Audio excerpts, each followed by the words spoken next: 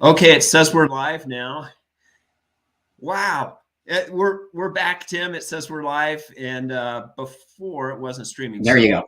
Here we go. We're live. So let me frame this up again. We were talking just a bit ago, but out with the old, in with the new. We're excited. There's a lot happening underneath our feet, and Tim and I were just talking about that just a few minutes ago, and exciting to see what's happening. And Tim, we were just talking. You were well, yeah. I mean, it's it's great to be back. It's awesome because Google keeps kicking us off. Even just now, we started running, and it says we're live. We're not live, so I don't know. But I guess they love our glowing personalities, or they don't love it. Whatever it is, Dan. It is, yeah. Video, they're not so much a big fan of. So anyway, we're back live, and it's amazing to see what's going on out there in the marketplace. It's just crazy. It is crazy. And again, we've talked about this in the past, deja vu to .com when there was, the .com bubble, et cetera. But what happened after that? And we've talked about that ad nauseum. And for 2 years, we've been saying that crypto and what was happening in crypto, there is good and bad, and the bad actors are getting actually taken out of the game, which is good. And a lot of statistics of what I've been reading showing just huge growth in blockchain technology and also the smart money. We're going to talk about that. It would be one thing if it was just crypto, but it's the whole world, right? We are in this period where we're seeing Wall Street drop unprecedented amounts. Do you know Wall Street has dropped about $9 trillion? Wow.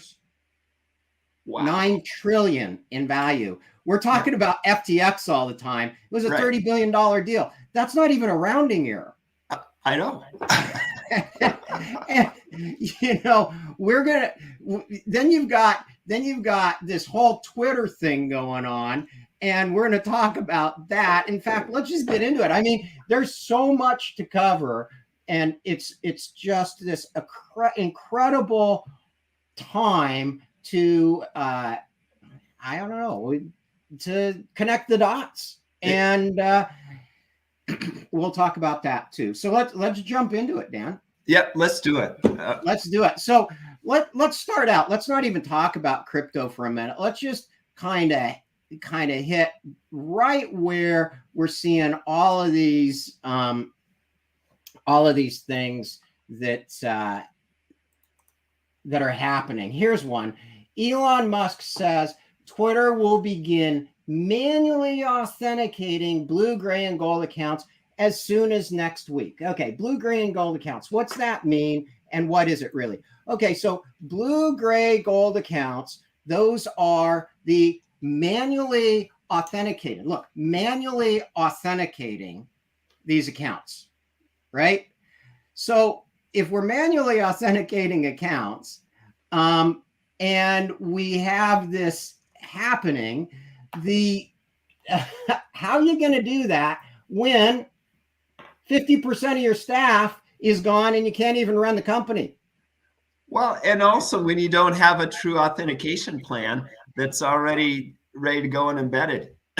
So when you're doing this manually authenticating and so forth, and your company has hit this roadblock where you say, oh, and I'm going to run a really tough ship here. So who is with me? And your staff walks in and says, we're not, and 1,000 people quit. Right. Right. So, and Tim, you also have the issue where they were eliminating 500,000 accounts a day because they were bots and other issues. So they've got things hitting them from all sides. From every side. Yeah. And on top of that, we watch as Elon's other companies lose $700 billion in value. Right. 700 billion.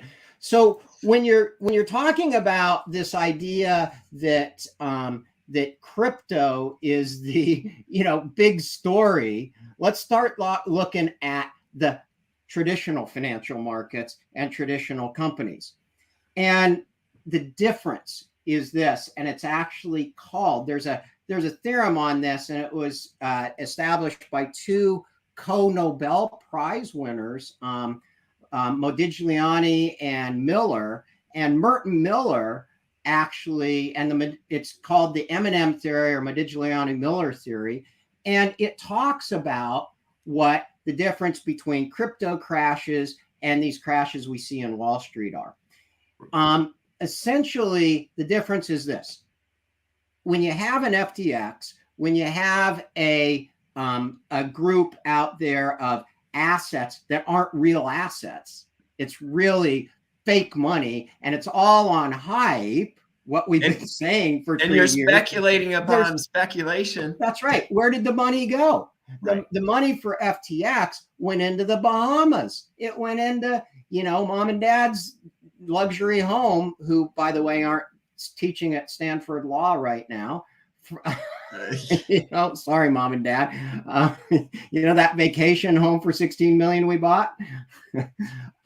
Anyway, the whole point being that there's this underlying fallout, but there's still an asset there. Amazon lost $1 trillion. It's the first company on the planet to ever lose, first public company ever lose $1 trillion, right? Wow. So when we start talking about markets and we start talking about what's going on, we've got recessions, we've got interest rates, we've got all of that. And, Dan, I don't want to harp too much on this right now, because I just finished a podcast on all of it. Right. And so we'll put a link to that. It's actually came back from the editors today, and we'll put a link to that down there. And you can learn about all this stuff, Modigliani and Miller, and why the fundamentals that we've been talking about in building a blockchain-based business and next internet, frankly, Web 4.0, is critical. And here it is. It's all before us. It is. And it just also makes me think about old technologies, centralization, centralized data. I mean, there's a changing of the guard that's happening here. So, email, for example, was developed in 1971, and we're still using it. Yeah. Yeah. And so, speaking of changing of the guard, another group that's been hit by this in Silicon Valley is the Salesforce. And this week, Salesforce, 3 CEOs left. 3 CEOs exited. So what we have is, let me see if I can find that one. There we go. So there you go. Salesforce, 3 CEOs in a week. So let's talk about that. 2 of them, one was the co-CEO. One was Stuart Butterfield, who's from my hometown, and did Slack, sold to Benioff for $27.5 billion. And the other is, forget his name, the guy from Tableau, who sold Benioff for, I think, 15 or 16 billion. So there's 32 billion, another FTX that this guy invested in, bringing 2 functions into Salesforce that weren't there. So, and as we've talked about, like in technology, what you have to do, I think we actually mentioned this in one of our world premieres, where you actually have to take this technology, you have to embed it, and you have to now, once you've done that, get into this idea of making it all work, and you have to recover your $32 billion of investment. So do you lower your price for your customers, or do you keep the same price, or do you raise the price for your customers? Yeah, and on top of that, Tim, real estate that was overpaid for in the height of the market, which is sitting half empty in San Francisco and other places around the world. So you've got an embedded cost structure there that is very hard to deal with if you're not adding tremendous so customer. now you see the CEOs, Benioff did it. He's like, okay, employees, come back to the office. Like that's going to solve everything. Elon, we're going to be hardcore. Like that's going to solve everything. Right. And fundamentally, you got people saying, yeah, you remember those lockdowns? Not so much. I kind of liked going out walking with the dog at lunchtime. Right. Yeah, we have 2 years of a new culture here that is hard to go against. That's right. So, when we get into this idea of that's just Wall Street. Okay, that's just Silicon Valley and Wall Street. In the last, and I'm going to get these days wrong, but 30 or 60 days, 140,000 tech workers have lost their jobs. 140,000. Think about that in the tech industry. So I was reading another article about the go-go days of being the prima donna tech guy or tech worker is over, right? So fundamentals. Where in the last 3 years did we take this and did we build new value for the world? I can tell you at BlockCerts we did. We built incredible value for the world. Why?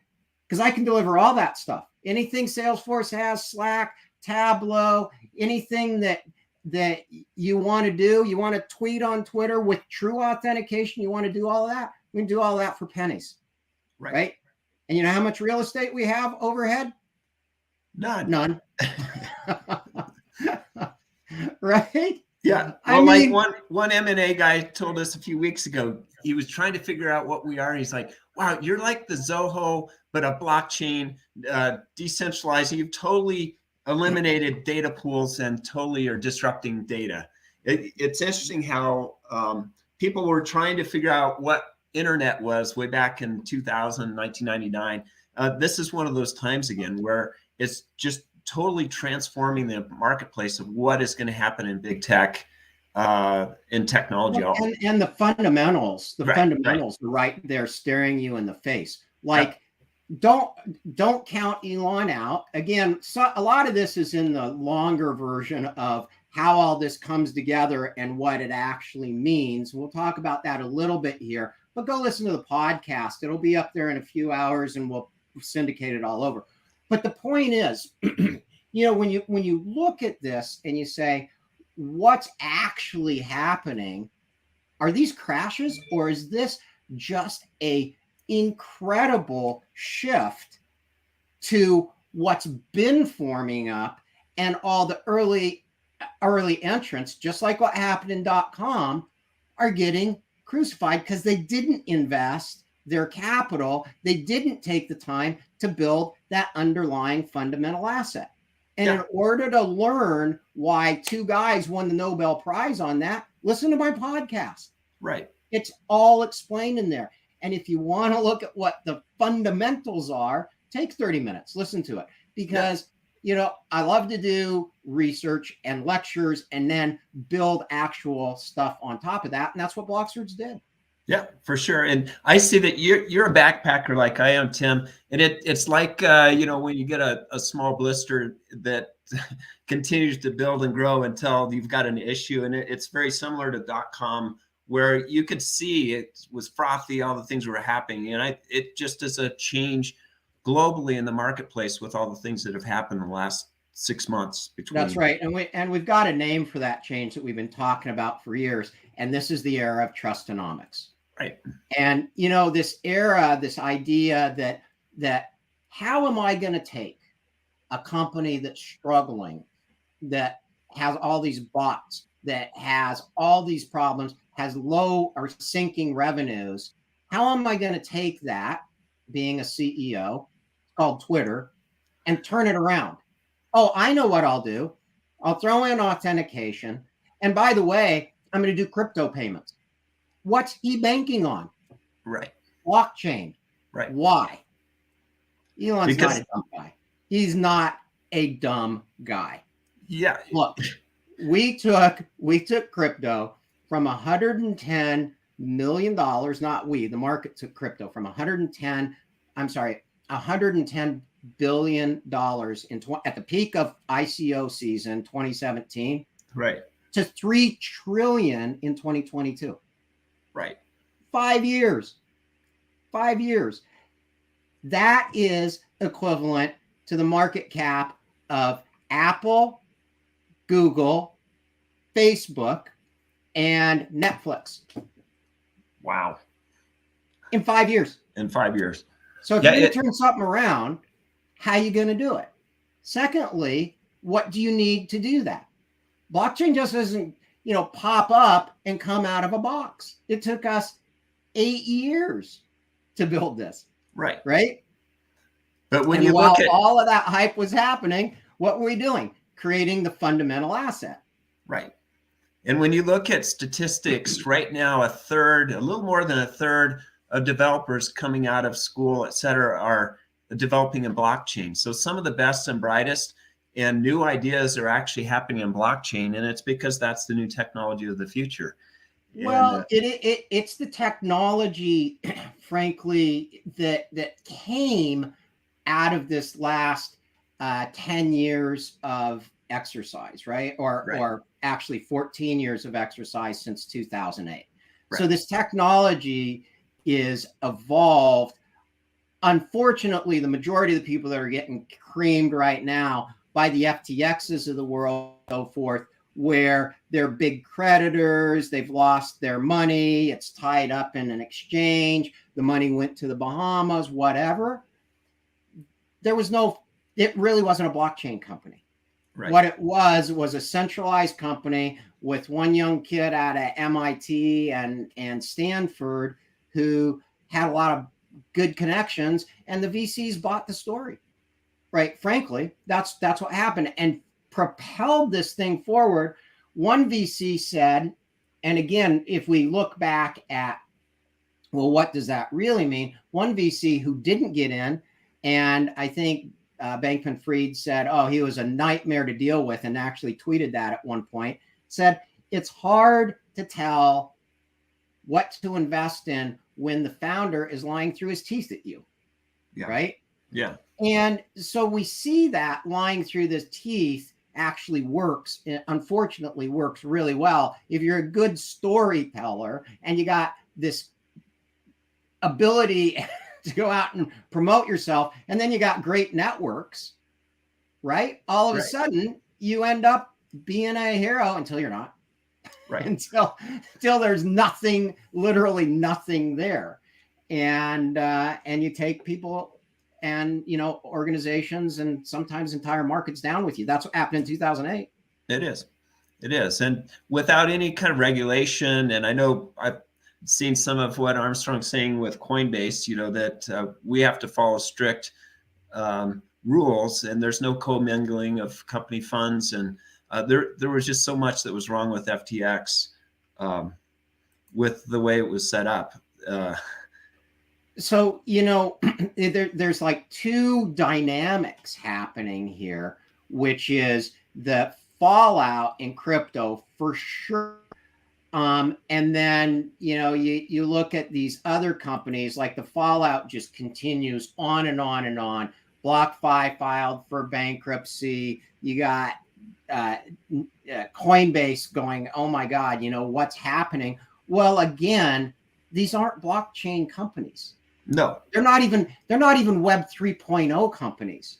If you dug in and you looked behind the scenes, behind the magic curtain, like the Wizard of Oz, what you'd find is they're all running on things like Salesforce.com. Right. DocuSign. Yeah. There's no real function, no real functionality. Yeah. I signed a DocuSign document with a crypto exchange. That's not when smart. We're supposed to have authenticated signatures. Right. Anybody could have signed contract. Anybody could have signed it. No smart contract there. No. Right? It was a PDF and an email. How long's that been around? Right. Right? As you just said, 40 years or yeah. So, it's really hard with all of this to take that. And again, I take a longer version of what I've just outlined and what we're talking about, Dan. And I know you haven't listened to it. It's all in the podcast. And so I'd love people to listen to it. Tell me if they like that kind of information, because we're going to keep going. Yeah. And we want to keep the world from here really on point and really current and events. We don't have to tell you what our technology does anymore. Just go to BlockCerts.com and download it. Right. Get involved, right? Right. And blockchain is no longer something you have to hire a developer for. It's something you can download and use. And I think that's the huge turning point that we have with blockchain. And Web 4.0, right? Yeah. So, it's functional. So the reason we created the Web 4.0, the first Web 4.0 from 3.0, is 3.0 was mostly Web 2.0 influencer hype, marketing. And, that's a huge machine. If you want to look at how print went from digital and how huge that machine is, go listen to the podcast. It's in there. These stats are in there. Okay. But what we had was Web 2.0 marketing and capabilities on cloud meet this blockchain thing and a new form of capital, creating a capital environment or a capital structure. Well, Bitcoin was a capital asset that gained notoriety and got up to $70,000 because people gave it recognition and value. Right. And the real value in that was a function of payments. And really, crypto was built around payments and transferring, money. But it really wasn't. Okay. It really wasn't payments, because when blockchain was 50 cents, you could buy a pizza with it. The famous first blockchain transaction, buy a pizza. When blockchain was just $20,000, about where it's hovering around now, 17,000, 20,000, cost you $65 to send 100. Right. So it wasn't even actually constructed properly. Well, and where I was going with that, Tim, is it wasn't built for business originally. It wasn't built for doing, a lot of payments and inexpensively. It's like any technology, things were missed. Right. Okay. But what it did is it proved out that this kind of concept of digital money and value transfer could happen. Right. And then about 7 years later, we saw Ethereum pop up, and Ethereum said, well, if we can do that with money, we can do it with any kind of contract. And then about 9-10 months after that, BlockCerts popped up and said, yeah, you could, but you missed this and this fundamentally. And if all of this boils back down to, frankly, digital modeling, architecture, and computer science. Like it or not, we're in a computer science driven world. And the Web 4.0 is the next generation world computer. It's a computer. That's what blockchain actually is. And on top of that computer, we're now embedding intelligence. Right. So in 2018, when I met with Justin Trudeau, and we were in a meeting in Boston at MIT, and he said, we want Canada to be the artificial intelligence leader. I said, let's make it artificial intelligence, not artificial ignorance.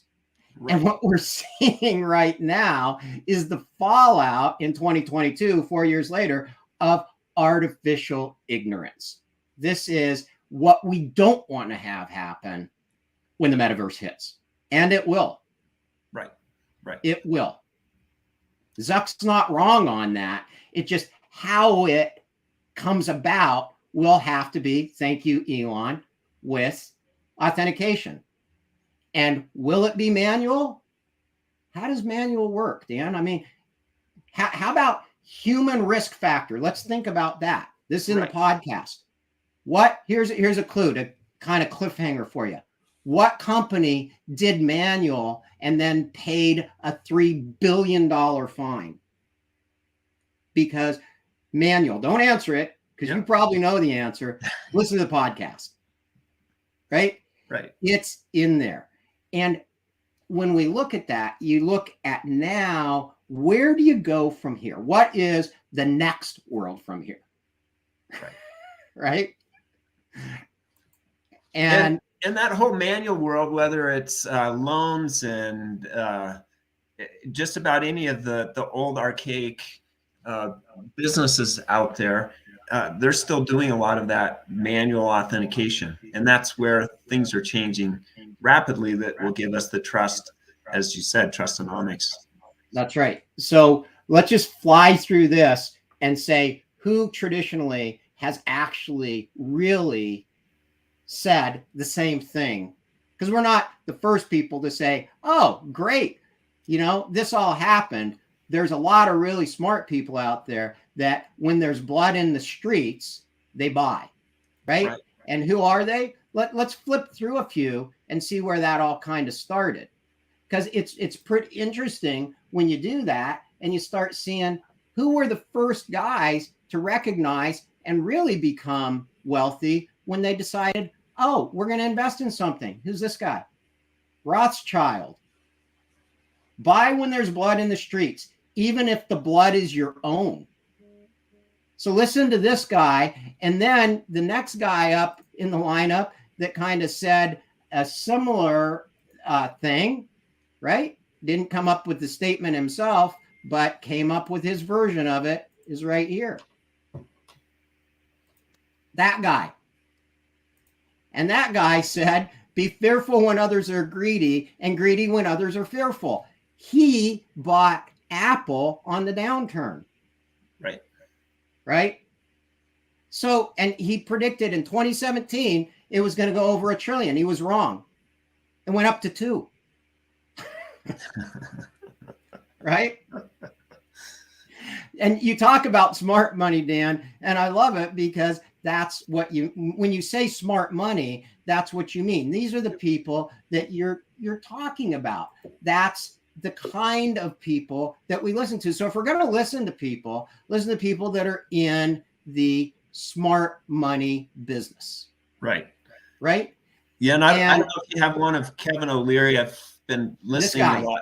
Okay, there you go. Had the same thing. Like it is a repeating theme over and over. And yeah, I met Kevin one time. He doesn't remember me, but we had lunch together once up here in my little hometown. And you know, he's saying right now that blockchain and tokenization will be the largest growth component of that S&P 500, and also stating that that's where all the brain power is going, and that's where technology is going to lead us into the future. Well, he actually goes further than that, Dan. Yeah. He just tells you exactly what to do. Yeah. Yeah. Kevin O'Leary says he's put 20% of his portfolio in crypto and, 20% of your investments. Well, I'm not sure I agree with crypto, but I sure agree with blockchain. Because that is the next model. So, when we do that, but the interesting thing that we keep saying is, and this is kind of the, what's the word I'm looking for? This is the big misunderstanding, I suppose, of the market, which is when we brought the internet out, people tried to make that a speculative investment. Right. When in reality, it was the picks and shovels underneath the internet that survived. .com crashed. Right. But the internet at that time only had less than 10% of the world's population on it. Right. Right.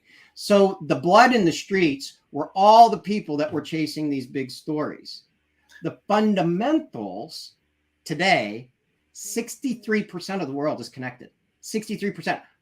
We went from under 400 million people to 5 billion. Right. In connections, daily connections. Yeah, and there's just such a connection between what we're talking about there, because it was all about speculation, with the exception of what you said, which is the underlying technology, the underlying business models that thrived after That's that right. time.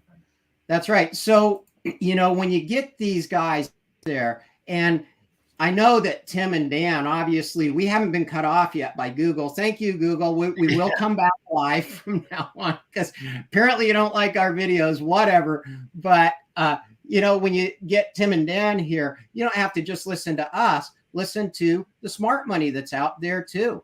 Here Right. you go.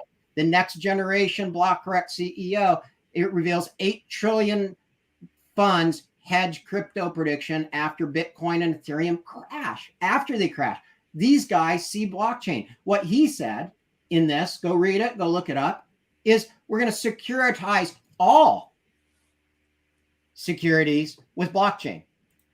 So, is there a blockchain? There wasn't a blockchain behind Dogecoin. There wasn't a blockchain behind FTX. There's not a blockchain behind Coinbase. There's not a blockchain. You know, when you get a DocuSign document from a blockchain company, that's not blockchain. Right. In fact, the DocuSign CEO firmly came out a couple of years ago and said, yeah, it's too expensive. We're not going to do that blockchain thing. Right? Yeah, too expensive and too difficult.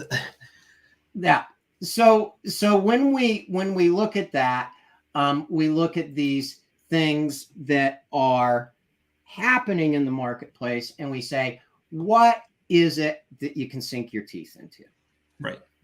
And I promise, and I think all the guys that we just showed would say the same thing, and that is this. Let me see if I can get this up. It's not a great image, but I love it. It's one of my favorite ones.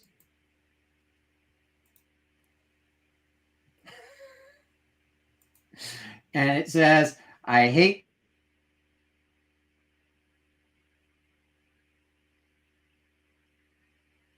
to tell you, but I told you so.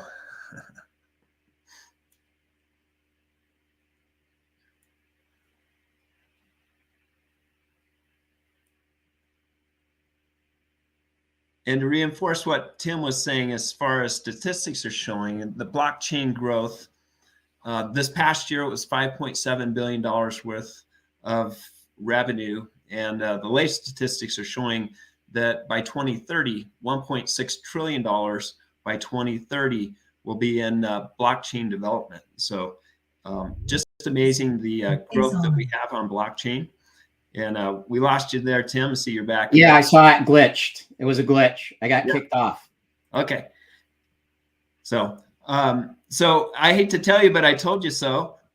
Yeah, I hate to tell you, but I told you so. Wait, I don't hate saying that. I love saying that. And that's kind of what the Kevin O'Leary's and the Warren Buffetts and all these guys are saying when they say, when there's blood on the streets or contrarian investing, you know, don't listen.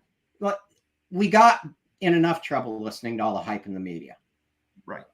Now let's look at some fundamentals. Let's look at the logic of where this technology is at.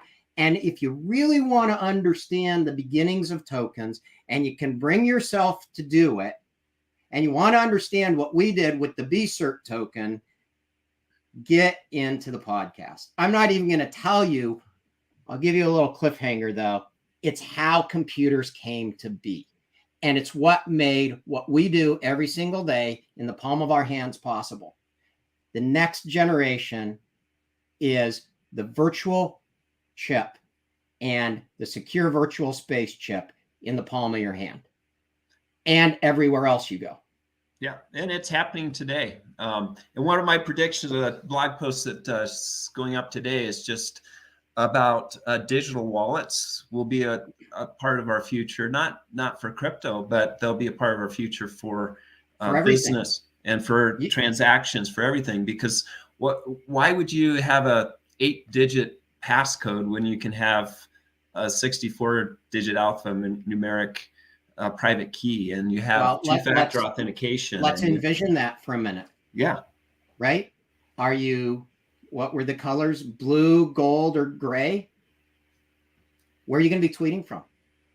Authenticated, right in the palm of your hand. And how is that going to carry you forward? It's going to carry you forward exactly how the microprocessor chip got us to where we all are at today. That's why we say be cert inside or be certain. Right. And that's what's happening in the world from here. That's the next internet. That's Web 4.0. Yeah. And that, as you started off saying, that creates trust and transaction, and you actually trustless, which you've talked a lot about in the past. So you don't have to worry about it. Trust is that you know it's going to work, and trustonomics. It's trustonomics. It's the fundamental underpinning thing that everybody's talking about with privacy, all these big words that come out. Fundamentally, economics has shifted. And we do have the technology. That's what we worked so hard at BlockCerts to build, is that underlying fundamental technology. And we ignored the hype. Right. And thank God we did. Right. So Tim, on our podcast, we're going to send that out via email. We'll put the link here in this YouTube as well. And we do have our newsletter. We should tell everybody about that. So we do have our newsletter. We're working really hard to give really good, solid information. If you're a business person, how do you cut all these costs and let the big overhead guys deal with their overhead so you don't have to pay it? So how do you do that with your software technology and keep more of your people employed instead of throwing that money at them and cutting more people and staff? In fact, keep them employed and use AI and automation technology like we have at BlockCerts to run your business more efficiently. Really exciting stuff we've got coming up in the insurance industry about that. Yeah. We've got our newsletter that we keep everybody informed with. We've got now our podcast. Dan is doing blogging. I'm doing blogging. So we're really trying to get this out there in a way people can understand it and consume the opportunity, and really, frankly, bring value that you keep in your back pocket, which is more important than ever in these times. It is, for sure. And also down below, you can see we have many other outlets as well. So I think we have about 1,200 followers here. But if you go to Instagram, Twitter, etc., LinkedIn, we have many, many more followers all over the place. And but join us on the email, because we distribute great information every week there as well. And we're not going to stop doing videos just because Google doesn't like us to upload them. We'll be back here right before Christmas, I think, won't we, Dan? Will we be back here before Christmas? So we'll be back here right before Christmas to wish everybody a happy holiday. And we're going to do this live from now on, because our strategy of uploading videos didn't work. But those videos, we got a whole video library of lots of stuff that we've said.